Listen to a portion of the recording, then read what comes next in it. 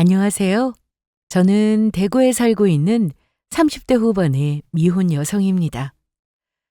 요즘은 다른 사람들의 자기소개서를 보면 대부분 서두에 이렇게 시작한다고 하죠. 화목한 가정에서 훌륭하신 어머니 아버지의 보살핌과 가르침을 받아 평범하고도 행복한 어린 시절을 보냈다고요. 이 문장만 놓고 본다면 저는 정확히 이 내용과 반대였습니다. 저는 그렇게 평범하지만은 않은 유년 시절을 보냈거든요. 저희 부모님은 제가 어릴 때 이혼을 하셨습니다. 듣기로는 제가 태어난 지 1년쯤 지나서부터 사이가 나빠지기 시작하셨다고 하더라고요. 거기서 3년쯤 더 지나서는 달리 손쓸 방법이 없을 정도로 이미 두 분의 사이가 최악이었다고 했고요. 불행한 부모 밑에서 자란 자식이 행복할 리는 없었겠죠. 두 분은 결국 별거를 선택했습니다. 졸지에 저는 엄마와 아빠 집 두 곳을 왔다 갔다 하는 신세가 되었어요. 이번 주 한 주는 이쪽 집에서 또 그 다음 주는 저쪽 집에서 이런 식이었죠. 그때 저는 6살이었습니다. 어린 와중에도 눈치로 엄마 아빠가 사이가 좋지 않다는 건 알았지만 왜 같이 살 수 없는지는 이해하기 어려운 나이였어요. 불행인지 다행인지 그 방황마저도 그리 길지는 않았습니다. 제가 초등학교에 들어가기 직전에 두 분은 완전히 이혼을 하기로 하셨거든요. 저는 엄마가 데려가기로 결정했고요. 하지만 엄마도 일을 하고 계시는 탓에 혼자서 저를 키우기는 어려운 상황이었습니다. 물론 제가 아빠에게 갔더라도 마찬가지였겠죠. 그래서 저는 시골에 계신 외할머니 댁에서 지내기 시작했어요. 거기서 저는 중학교에 들어가기 전까지 유년 시절을 보냈고요. 영 낯설기만 한 곳은 아니었거든요. 엄마 아빠가 별거에 들어가 계시는 동안에도 종종 여기서 며칠씩 있다 가고는 했었거든요. 어떨 때는 부모님보다 외할머니 얼굴을 더 오래 본 적도 많았죠. 그래서 외할머니와는 이미 친숙한 사이였고요. 외할머니, 아이스크림 먹고 싶어요. 우리 소정이 아이스크림 먹고 싶어? 그래, 할미랑 아이스크림 먹으러 가자. 에휴, 불쌍한 거. 저 어린 것이 무슨 죄라고. 이따금씩 외할머니는 저를 보며 한탄을 하듯 혼잣말을 하시고는 하셨습니다. 내용은 대부분 제가 불쌍하다는 것이었고요. 하지만 누군가가 저에게 제 어린 시절이 불행했었냐고 묻는다면 저는 전혀 그렇지 않았다고 대답할 수 있습니다. 제가 견디기 힘들었다고 느꼈었던 것은 매일 마주하며 소리를 지르고 싸우는 부모님의 모습과 그걸 지켜봐야 하는 저였거든요.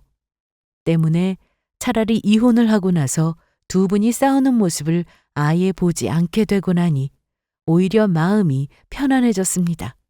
거기다 외할머니도 너무 좋은 분이셨고요. 혹시라도 제가 부모님의 빈자리를 느낄까봐 해주실 수 있는 건 뭐든 다 해주려고 하셨거든요. 의외로 시골 생활이 저에게 잘 맞았는지도 모르겠고요. 할머니, 이거 오늘 학교에서 내가 만든 거예요. 할머니 주려고. 어이구 아가 그러다 넘어지겠다. 아이 제발 뛰지는 말고. 근데 이게 뭐라고? 할미 주는 거라고? 얘 이름은 뽁뽁이에요. 뽁뽁이? 그래 우리 소정이랑 뽁뽁이랑 같이 얼른 밥 먹으러 가자. 할미가 꼭 껴놓고 된장찌개 끓여놨어. 초등학교는 30분이 떨어진 거리에 있었기 때문에 저는 늘 외할머니의 손을 잡고 등하교를 했습니다. 눈이 오나 비가 오나 마찬가지였죠.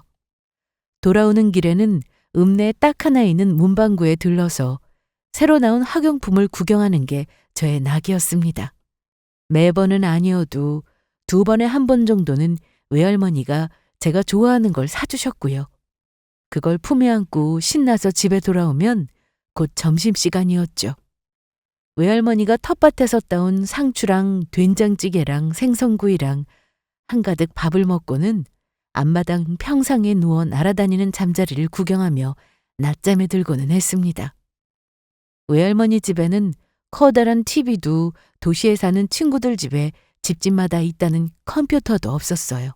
대신 저에게는 책장까지 닿는 책장을 가득 메운 책들이 있었습니다. 저는 책 보는 걸 좋아했거든요. 엄마는 자주 세계문학 전집이나 백과사전 같은 책들을 사서 시골로 붙이고는 하셨어요. 저는 그 책들을 읽고 또 읽었고 나중에는 보지 않고도 내용을 줄줄 외울 정도가 되었죠. 책은 그 시골에서 거의 유일한 저의 친구이자 취미였습니다. 그 시절에 읽었던 책이 아마도 제가 남은 평생 읽은 책보다 더 많았을 거예요. 제가 시골에서도 답답함을 느끼지 못했던 건 그 덕분이었습니다. 책만 펼치면 언제 어디서든 제가 살아보지 못한 시간과 공간 속을 자유롭게 유영할 수 있었으니까요. 지금 생각해도 참 평화롭고 행복한 시절이었죠. 소정이 너 빠뜨린 것 없이 짐들은 다 챙겼어? 나 그냥 계속 여기서 지내면 안 돼요? 읍내에 있는 중학교도 괜찮은데 친구들도 여기 있고. 얘는 무슨 말 같지도 않은 소리를 해. 너 중학교도 그 시골에서 보내면 나중에 대학은 어떻게 가려고. 그렇지 않아도 너 학원 한 번 안 다녀서 수업 진도도 못 따라갈 것 같아 지금 걱정인데. 몇 년 뒤 초등학교를 졸업하면서 저는 다시 외할머니 댁을 떠나 엄마가 있는 곳으로 돌아가게 되었습니다. 이제는 누군가의 보살핌 없이도 혼자 많은 일을 할 수 있는 나이가 되었으니까요. 솔직히 그다지 저는 돌아가고 싶지는 않았습니다. 이미 이곳 생활에 익숙해져 있었고 외할머니와 떨어져 지내는 것도 싫었거든요. 하지만 엄마는 완강했습니다. 이제 공부도 해야 하는데 지금까지처럼 이런 시골에서 계속 지낼 수는 없다고요. 문제는 제가 도시 생활에 잘 적응을 하지 못했다는 점이었습니다. 환경도 낯설었고 엄마의 예상대로 공부를 잘 따라가지도 못했거든요. 시골과 도시 친구들의 학업 수준 차이는 엄청났죠. 이미 고등학교 과정을 선행으로 마친 친구들도 있었습니다. 중학교 수업을 하루하루 따라가기에 벅찼던 제가 감당할 수준이 아니었어요.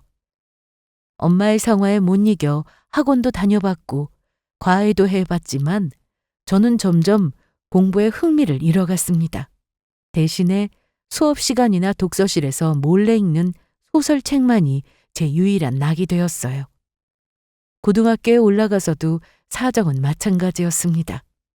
간신히 어떻게 성적을 맞춰 인문계 고등학교에 진학하기는 했지만 가서는 꼴찌 수준이었죠.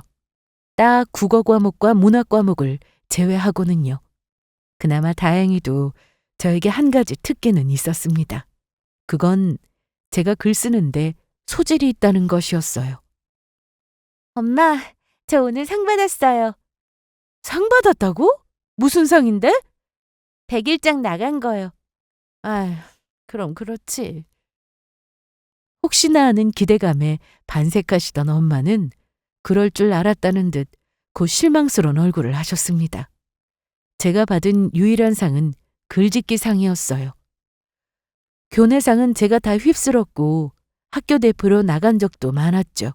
하지만 공부 잘하고 똑똑한 딸을 기대했던 엄마에게는 실망스러운 결과였던 것 같습니다. 대신 저는 시골에 계신 외할머니에게 전화해서 실컷 자랑을 하고 위로를 받고는 했죠. 시간이 흘러 엄마와의 사이는 최악으로 치달았습니다. 제가 대학을 가지 않겠다고 선언했거든요. 대학을 안 간다는 게 무슨 말이야? 저 대학까지 가서 공부하고 싶은 게 없어요. 그걸 가보지 않고서 어떻게 알아? 그리고 누구는 하고 싶은 게 거창하게 있어서 대학을 간다니? 그냥 대학 졸업장이 필요하니까 가는 거야. 그냥 저는 안 갈래요. 아무리 생각해도 가고 싶지가 않아요. 나중에라도 공부하고 싶은 게 생기면 그때 갈게요. 너 대학도 안 나오고 도대체 무슨 일을 하려고 그래? 요즘 세상에 누가 고졸을 뽑아줘? 다시 생각해.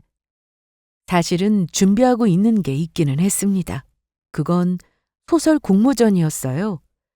결과가 나오기 전까지는 준비하고 있다는 사실조차 비밀로 하고 싶어서 엄마는 모르셨지만요.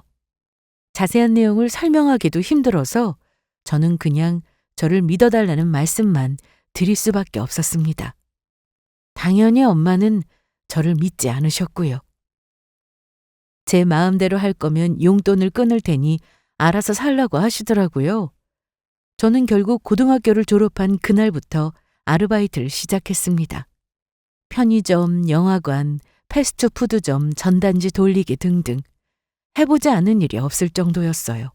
그러면서도 일을 마치고 돌아와서는 매일매일 하루에 한 페이지라도 글을 썼어요. 3년쯤 지났을까? 운이 좋게도 저는 한 출판사의 공모전에 투고를 해서 드디어 그렇게 바라던 작가로 데뷔를 하게 되었습니다. 그 뒤로는 안정적인 수입을 버는 전업작가가 될 때까지 한동안 겸업 생활을 지속했죠. 물론 공모전에 합격했다고 해서 생각했던 꽃길만 펼쳐진 것은 아니었습니다. 계약을 맺었던 출판사가 중간에 부도가 나서 망해버린 적도 있었어요. 또 다른 출판사에서는 대표가 돈을 횡령하고 잠적해 정산을 받지 못한 적도 있었고요.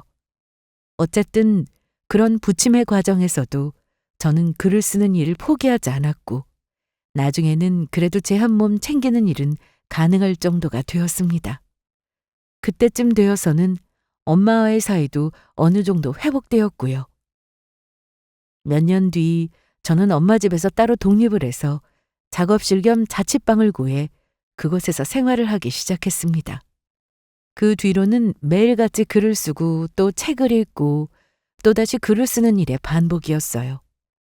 그 와중에 시간은 참 빠르게도 흘러가더라고요. 어느새 저도 벌써 36을 넘기고 있었거든요. 그리고 그 해에는 저 개인적으로도 인생의 전환점이라고 할 만한 또 다른 일이 생기게 되었습니다. 바로 제가 연애를 시작하고 그 사람과 결혼 이야기가 오가게 된 것이었어요. 남자친구는 저에게는 인생 두 번째 연애였습니다. 사실 연애 자체에도 저는 큰 관심이 없었고 결혼에는 더욱 관심이 없었거든요. 엄마와 아빠가 다투시는 모습을 오래 봐서인지 저는 사랑이라는 감정 자체의 유통기한에 대해서 그다지 신뢰하지 않는 편이었고요.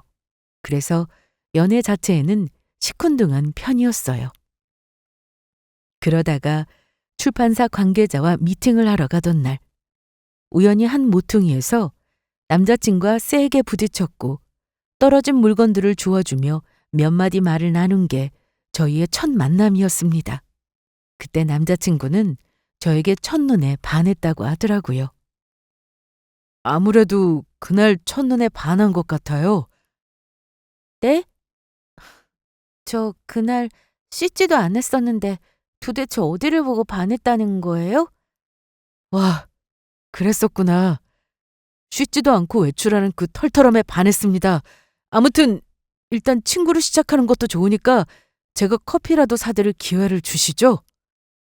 도대체 저의 어디를 보고 그랬다는 건지는 아직도 이해가 되지 않았지만 아무튼 저를 쫓아와 연락처를 받아내고 우선 친구로 시작하는 것도 좋다며 따라다니기 시작한 지 2달쯤 저희는 결국 연애를 시작했고 2년쯤 후에는 결혼 이야기가 나오는 사이가 되었습니다.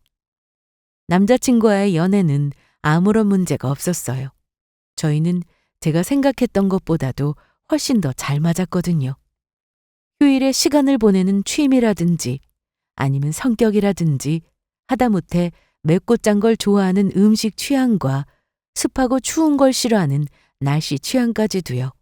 서로 좋아하고 싫어하는 게 어느 정도만 비슷해도 연애의 난이도는 훨씬 낮아지는 법이더라고요. 하지만 연애하는 것과 결혼을 하는 것은 전혀 장르가 다른 문제였습니다. 지금까지 나 만나면서 불만 있었던 적 있어? 우리 연애 기간 동안 잘 맞았으니까 결혼도 당연히 잘 맞지 않을까? 나는 네가 너무 부정적으로 생각하고 미리 겁을 먹는 것 같아. 글쎄, 그게 정말 자기 말처럼 그렇게 쉽고 간단한 문제일까? 다 맞아서 결혼했다고 해도 얼마 못 가서 이혼하는 사람들이 얼마나 많은데 주변을 봐봐. 멀리 갈 것도 없이 당장 우리 집만 봐도 그렇잖아. 그럼 우리 이렇게 평생 연애만 하게? 나랑은 그러고 싶은 거야? 아니, 또 그럴 수는 없겠지. 솔직히 말해서 저는 결혼에 대해서 회의적인 편이었어요. 반면에 제 남자친구는 결혼 생활에 대해서 굉장히 긍정적이고 낙관적인 사람이었고요. 하지만 당장 남자친구와 헤어지는 것도 제가 원하는 바는 아니었습니다. 이기적이라고 해도 할 말은 없었죠. 한 살 한 살 나이는 먹어가는데 결혼 생각이 없다면 놔줘야 하는 것도 맞는 말이었으니까요. 그렇게 저희는 최근에는 만나기만 하면 결혼과 관련한 문제로 끝나지 않은 공방을 벌이고 있었습니다. 그러던 와중에 생각지도 못했던 이벤트가 벌어지게 되었어요. 재민이 아니야? 어머니, 여기는 어쩐 일이세요? 어쩐 일은. 나도 모처럼 친구들이랑 약속이 있어서 나왔지. 온 김에 머리도 좀 자르려고 했고. 그런데 이쪽은... 주말에 번화가에서 데이트를 하다가 남자친구의 어머니와 딱 마주치게 된 것이었습니다. 예상하지 못했던 갑작스런 만남인지라 솔직히 저는 조금 당황스러웠어요. 아직 남자친구의 부모님을 만나뵐 그 어떤 마음의 준비도 하지 못한 상황이었으니까요. 하지만 남자친구는 오히려 잘 됐다는 듯 이 기회에 인사를 시키고 싶어 하더라고요. 본인 어머니의 눈길이 저에게로 와닿자 얼른 제 손을 잡아당겨 옆에 나란히 붙었죠. 제 여자친구예요. 소정아, 우리 어머니셔. 안녕하세요. 처음 뵙겠습니다. 박서정입니다. 어머, 아가씨가 우리 재민이 여자친구구나. 어쩐지 멀리서 한눈에 봐도 딱 예쁘고 귀엽다 싶더니. 이러지 말고 식사 전이면 우리 어디 가서 밥이라도 먹을까요? 그런데 어머니 약속 있다고 하지 약속은 끝났고 머리는 다음에 자르면 되지. 뭐 큰일이라고. 식사 괜찮겠어요? 너무 부담스럽나? 괜찮습니다. 감사합니다. 눈앞에서 부담스러우냐고 물어보시는데 막상 또 부담스럽다고 말하기는 좀 그런 거 다들 뭔지 아시죠? 저는 어색하게 웃으며 고개를 끄덕였습니다. 결국 뜻하지도 않게 데이트 코스가 변경되었어요. 정신을 차려보니 어느새 3명이서 함께 식사를 하고 있더라고요. 남자친구의 어머니는 제가 좋아하는 파스타를 사주시겠다며 근처의 유명한 이탈리안 레스토랑으로 저를 데리고 가셨어요. 남자친구와도 한번 와본 적이 있는 곳이었죠. 자리에 앉으니 조금 긴장되는 건 어쩔 수가 없더라고요. 식당의 밝은 조명 아래에서 본 남자친구의 어머니는 무척이나 화려한 인상이셨습니다. 약속이 있으셨다고는 했지만 차려입은 원피스도 화려해 보였고요. 저희 엄마는 직장에 나갈 때만 오피스룩을 입으시지 평소에 쉴 때나 주말에 외출을 할 때는 아주 평범하고 편하게만 입고 다니시거든요. 그래서인지 더 비교가 되어 보였죠. 우리 채민이랑은 2년을 만났다고 들었는데 맞나요? 네. 벌써 시간이 그렇게 됐더라고요. 재민이가 워낙 여자친구 칭찬을 많이 해서 어떤 사람일 줄 내가 많이 궁금했었는데 절대 보여줄 생각을 안 하더라고요. 아직 부담스러워한다나 뭐라나. 지금 이 자리에서 하시는 그 말씀도 굉장히 부담스러우니까 거기까지만 해주세요, 어머니. 참나, 내가 무슨 말을 했다고? 남자친구는 혹시라도 본인 어머니가 저에게 불편한 말씀이라도 하실까봐 사전에 그런 질문을 차단하고 나섰습니다. 남자친구의 어머니는 그냥 어이가 없다는 듯 웃기만 하시더라고요. 그 뒤로 저에게 취미라든지 좋아하는 음식 취향이라든지 그런 가벼운 질문들을 물으셨습니다. 처음 만나는 자리에서 나누는 화제거리로는 너무나도 적격이었죠. 불편할 만한 질문들도 전혀 없었고요. 처음 걱정했었던 것과 다르게 남자친구의 어머니는 저를 너무 편하게 대해주셨습니다. 제 앞에서 오히려 본인 아들의 흉을 보시면서 저를 만난 게 다행이라고 하시더라고요. 얼굴도 참 예쁘고 스타일도 좋고 성격도 싹싹하니 나는 너무 마음에 든다. 감사합니다. 너무 예쁘게 봐주셔서 그래요. 어쩜 말도 저렇게 예쁘게 해. 내가 딸이 없어서 그런지 항상 딸 있는 친구들이 그렇게 부러웠거든요. 얼른 우리 집에 시집와서 앞으로 나랑 같이 쇼핑도 다니고 여행도 갔으면 좋겠네요. 남자친구의 어머니는 그 자리가 끝날 때까지 저를 너무 마음에 들어 하셨어요. 빨리 결혼해서 한 식구가 됐으면 좋겠다는 말을 몇 번이나 반복하실 정도였죠. 저희는 그날 밥도 얻어먹고 커피랑 마시는 디저트까지도 얻어먹은 후에 푸른 발을 안고 돌아왔습니다. 어머님 성격이 참 좋으신 것 같아. 그래? 내가 말했잖아. 우리 어머니 엄청 쿨하시다고. 그러게. 나는 처음에는 사실 좀 불편할까 봐 걱정했었거든. 그렇다고 우리 어머니가 또 마냥 편한 성격은 아니시기는 한데 오늘 보니까 일단 자기가 엄청 마음에 드신 건 확실하신 것 같아. 남자친구는 아직도 나랑 결혼할 생각이 없냐며 진담 반 농담 반으로 또다시 저를 설득하기 시작했습니다.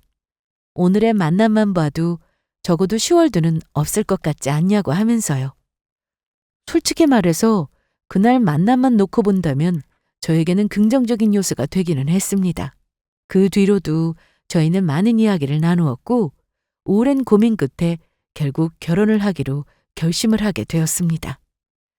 한 줄로 짧게 설명한 말이었지만 저에게는 정말 제 인생의 가치관을 뒤바꿀 정도의 커다란 결심이었죠. 결심을 굳히고 나자 저희는 빠르게 다음 단계로 넘어가기로 했습니다. 둘 다 이제 적지 않은 나이였고 기왕 결혼을 하기로 한 거라면 하루라도 더 젊을 때 하는 게 낫겠다 싶었거든요. 굳이 시간을 허비할 이유도 없었고요. 당시에 제 남자친구는 작은 회사의 영업부서에서 일을 하고 있었습니다. 그런데 내년에는 회사에서 진행하는 프로젝트 때문에 짧게는 6개월에서 길게는 1년 정도 다른 지방에 내려가 있어야만 했어요. 그래서 그 전에 식을 올리고 제가 지방에 함께 따라가는 걸로 합의를 본 상태였죠.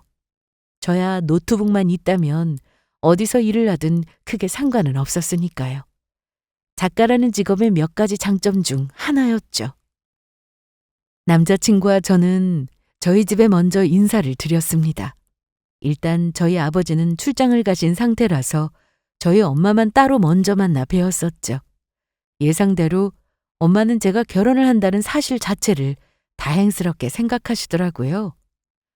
사실 제가 그동안 말씀을 드린 적은 없었어도 거진 비혼에 가까운 생각을 하고 있다는 걸 눈치로 알고 계셨거든요.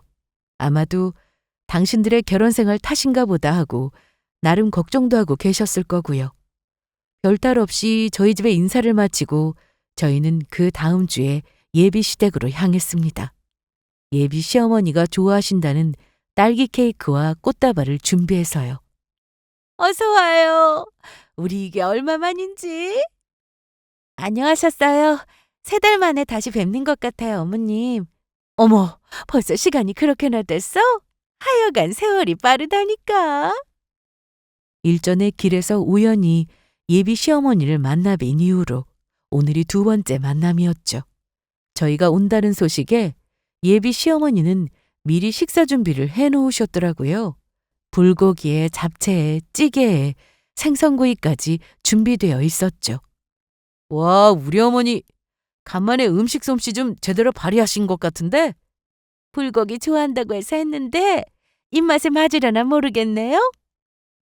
네, 저 불고기 좋아해요. 감사합니다. 괜히 너무 번거롭게 해드린 것 아닌가 모르겠네요. 어휴, 번거롭기는 나는 요리 좋아하니까 앞으로도 먹고 싶은 거 있으면 재민이 통해서 얼마든지 얘기해요. 이제 우리 곧 한 식구 될 텐데 예의 차릴 필요도 없고. 말씀만 들어도 감사하더라고요. 저는 남자친구와 함께 식탁에 앉아서 정말 머슴밥처럼 담겨있는 수북한 쌀밥을 배가 터지도록 먹을 수 있었습니다. 남자친구의 말처럼 예비 시어머니는 음식 솜씨도 참 좋으시더라고요. 저희 엄마는 집에서 요리할 시간이 거의 없으셔서 식사는 거의 외식을 하거나 배달을 시켜 먹고는 했었거든요. 앞으로 이런 밥을 종종 먹을 수 있는 건가 생각을 해보니 좋기는 하더라고요. 식사를 마치고는 과일을 깎아서 저희가 가져간 케이크와 함께 거실 테이블 위에 다과상을 차렸습니다. 분위기는 이보다 더 나을 수는 없겠다 싶을 정도로 좋았습니다.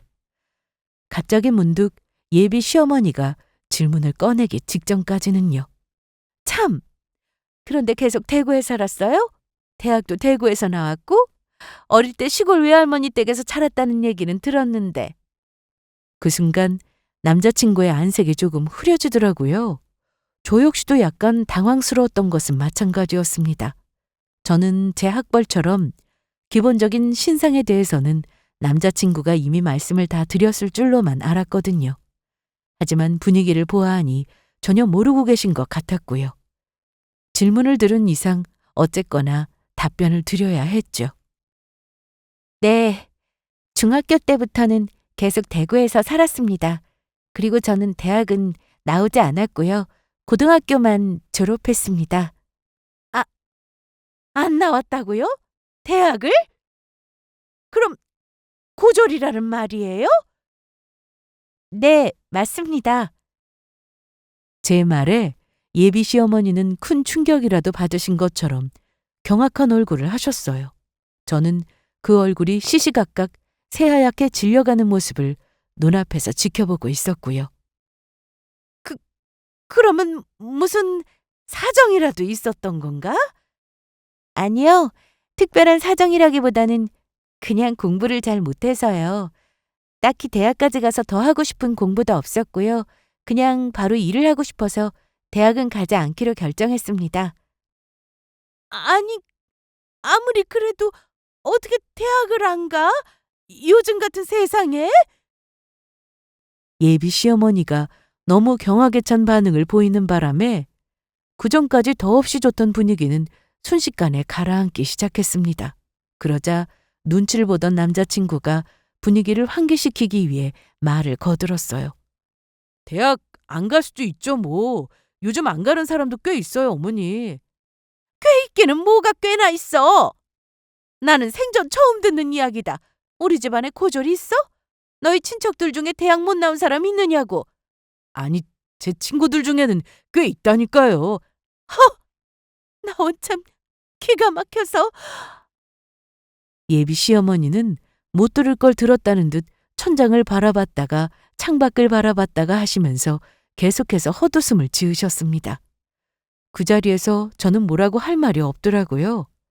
대학을 가지 않았다는 사실이 불만족스러우실 수는 있었겠지만 그렇다고 제가 뭔가 잘못한 것도 아닌데 사과를 드릴 수도 없었고요. 제가 입을 다물고 가만히 있자 예비 시어머니는 더 기가 찬다는 듯 표정을 잔뜩 굳히고는 차갑게 말했습니다. 결혼은 절대로 안 된다. 어머니! 이 결혼 무조건 안 되니까 아가씨도 그런 줄 알아요. 혹시 제가 고졸인 것 때문에 반대하시는 건가요? 당연한 거 아니에요? 그래, 툭 까놓고 말해서 고졸일 수도 있지. 그런데 본인이 고졸이면 분수에 맞게 똑같이 결혼 상대도 고졸로 골라야 할 거 아니야? 본인은 고졸인 주제 어디서 대졸을 만나려고 해? 어머니! 그 뒤로 예비 시어머니 입에서 나오는 말은 처참했습니다. 제가 고졸이라는 말에 완전히 다른 사람이라도 된 것처럼 안면까지 싹 바꾸고 돌변을 하시더라고요. 깜짝 놀라서 말리는 남자친구를 보며 예비 시어머니는 분통이 터진다는 듯 거의 소리를 지르다시피 하셨어요. 너도 생각이 있는 애야 없는 애야? 애는 엄마 머리 탐는다는데 엄마 닮아서 쟤처럼 멍청한 애 낳으면 답도 없는 거 몰라? 어디서 대학도 안 나온 애를 만날 생각을 해? 내가 너 그러라고 그 비싼 공부시켜서 대학까지 보내놓은 줄 알아? 소정이가 어디가 멍청해요? 대학만 안 나왔을 뿐이지 얼마나 똑똑한데요? 그렇게 똑똑한데 왜 고졸이냐고. 글쎄! 저런 애랑 살 거면 차라리 혼자 살아! 여자 잘못 들였다가 집안 말아먹을 일 있어? 두 사람의 대화를 눈앞에서 계속 듣고 있는데 제가 아주 대역죄인이라도 된 것 같더라고요. 그저 대학 하나 나오지 않았을 뿐인데 마치 남자친구 인생에서 절대로 엮여서는 안 될 흉악범이라도 되는 것처럼요. 남자친구가 제 편을 들며 계속 반박을 하자 예비 시어머니의 분노는 점점 더 커져만 갔습니다. 딱 봐도 흥분한 게 보일 정도로요. 대충 예상은 했었지만 기어이 넘지 말아야 할 선까지 넘더라고요. 그리고 내가 이 말까지는 정말 안 하려고 했다만 요즘 같은 세상에 딸 자식 대학 안 보내는 집이 어디 있어? 자식도 딸랑 채 하나라며. 그럼 집안이 찢어지게 가난해도 자식 대학 하나는 보내겠다. 안 가겠다고 하면 두들겨 패서라도 강제로 보내야지. 하나를 보면 열을 안다고. 저 집안 수준은 안 봐도 알만하다. 상식적이지 않은 집안이랑 사돈으로 엮여서 나중에 무슨 험한 꼴을 보려고. 이제는 집안 수준까지 운운하면서 우리 부모님 욕을 하더라고요. 와, 거기까지 듣는데 이제는 더 이상 못 참겠다는 생각이 들었습니다. 저는 자리를 박차고 일어났어요. 네, 무슨 말씀이신지 잘 알아들었고 이 집안 수준도 잘 보고 잘 들었습니다. 뭐야? 이 집안 수준? 하나를 보면 열을 안다면서요. 그쪽을 보니까 이 집안 수준도 어디까지가 바닥인지 알 것 같아서 이제 그만하려고요. 야! 너 말 다 했어? 뒤에서 악다구니를 질러대는 예비 시어머니를 무시한 채로 저는 천천히 가방을 챙겨들고 그 집을 빠져나왔습니다. 그리고 그 사이에서 어쩔 줄을 몰라 하고 서 있던 남자친구가 후다닥 달려나와 제 팔을 붙잡더라고요. 소정아, 이렇게 가버리면 어떡해? 그러면 뭐, 이 상황에 내가 지금 어떻게 가야 되는데? 어머니가 저렇게 화내시는 거 나도 처음 봤어. 미안해. 그런데 너도 좀 말이 심했어. 내가 말이 심했다고? 야, 말이 심한 건 너희 엄마지. 너 지금까지 하는 말 못 들었어? 들었어. 들었는데 어머니가 학력에 좀 예민하셔서 그래. 나도 저렇게까지 신경 쓰시는 줄은 몰랐는데. 됐어. 더 듣고 싶은 말도 없다.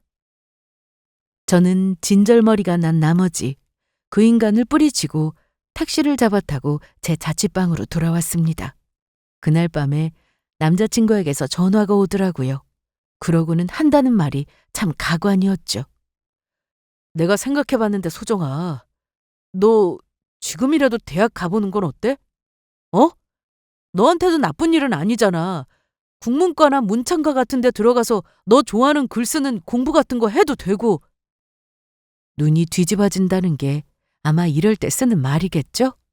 저는 그날로 파혼을 통보했습니다. 그게 이 연애의 마지막이었어요. 막말하는 예비 시어머니의 등신 같은 남자친구라니. 이건 제가 봤던 막장 소설에서 자주 등장하던 단골 소재였는데 설마 그게 제 이야기가 될 거라고는 생각도 못했었죠. 거기다 예비 시어머니가 마지막에 했던 말도 기억에 남습니다. 솔직히 제 직업도 마음에 안 들었다고 하더라고요. 착각하길래 나는 또 엄청난 글이라도 쓰는 줄 알았다. 고졸 나부랭이 주제 써봤자 무슨 대단한 글을 썼겠어? 어디 인터넷에 올라오는 쓰레기 같은 삼류소설이나 써 갈겼겠지? 예전에 남자친구와 연봉 이야기를 했던 적이 있었습니다. 제가 그냥 먹고 살 정도로만 얘기해서 남자친구도 제가 박봉인 줄 알고 있었을 거고요. 그보다는 형편이 낫다는 말을 하지 않았던 게 문제였을까요? 너무 어이가 없어서 그냥 웃음만 나오더라고요. 그래서 대학을 가지 않은 걸 후회했냐고요? 아니요. 오히려 그 반대로 천만 다행이다 싶더라고요. 대학을 갔었으면 저 집안 식구들이 저런 인간들인 줄도 모르고 결혼했을 거 아니에요? 그랬다면 결말은 파혼이 아니라 이혼이었겠죠. 아무튼 그 사건으로 인해 그 집안 인간들과의 악연은 그렇게 끝이 났습니다. 저는 차라리 잘 됐다는 생각을 했어요. 그리고 한 달쯤 지난 뒤에 이사를 했습니다. 뭔가 새롭게 다시 시작한다는 기분 전환이 필요했거든요. 이사를 한 곳은 전에 살던 곳과 멀리 떨어진 곳이었어요. 처음에는 짐 정리며 각종 서류 신고며 괜히 이사를 한다고 했나 싶을 정도로 귀찮은 일이 많아서 후회도 되더라고요.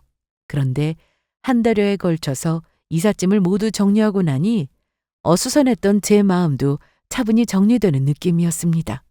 이제 이곳에서 열심히 글만 쓰면 되겠더라고요. 원래 제가 늘 해오던 것처럼요. 그렇게 또 2달쯤의 시간이 흘렀습니다. 그런데 뜻밖에도 저는 시내의 한 백화점에서 그 질긴 악연과 또 마주치게 되었어요. 얼마 뒤가 곧 외할머니 생신인지라 저는 선물 사러 백화점에 갔었거든요.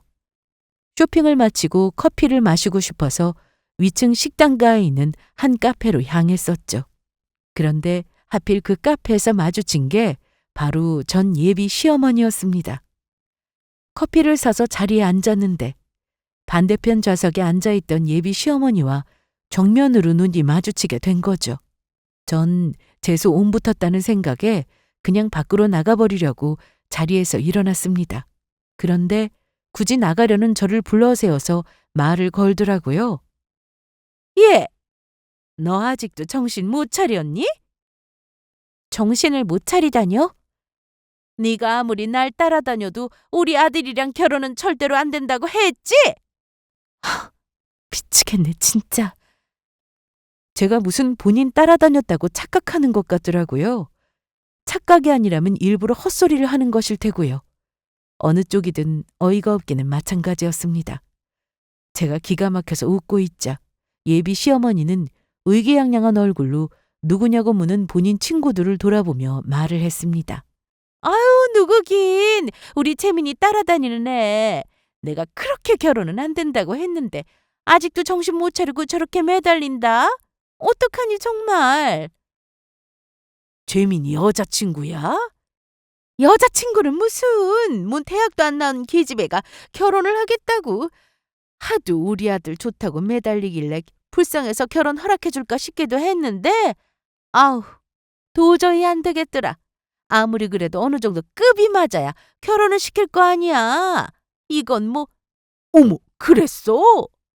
우리 아들도 워낙에 천성이 착해가지고 저런 애들을 뿌리치지를 못한다니까.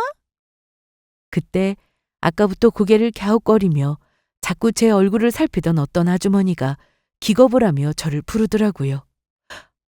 아니, 작가 아가씨 아니에요? 작가 아가씨?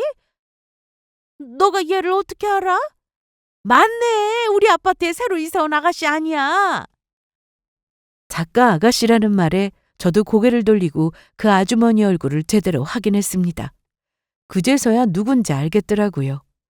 제가 이사한 이후로 우리 라인에 떡을 돌렸고 그때 마주친 이후로 인사를 하고 지내는 아주머니였습니다.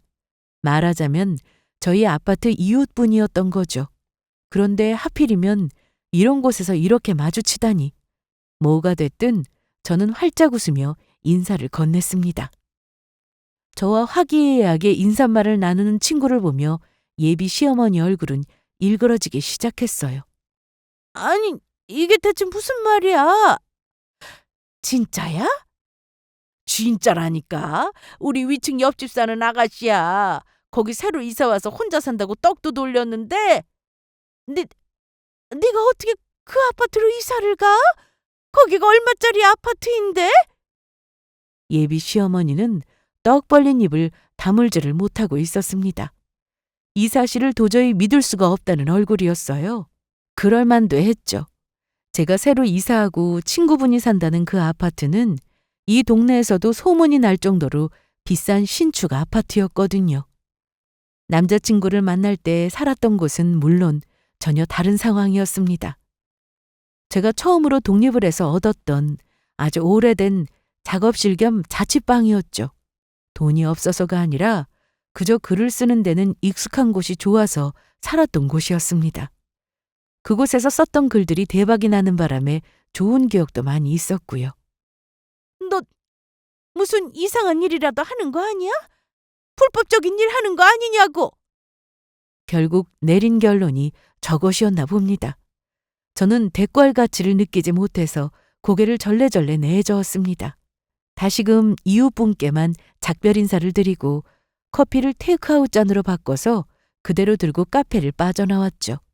집에 돌아와 저녁을 먹으며 생각을 해보니 참 악연이라는 게 즐기구나 싶더라고요. 세상이 그렇게 넓은 것 같으면서도 좁디 좁다는 걸 새삼 실감했고요. 그렇게 그 일도 해프닝처럼 지나가는가 싶었습니다. 그런데 그 일이 있은 지 딱 이틀 뒤에 저는 또다시 기함할 만한 일을 겪게 되었어요.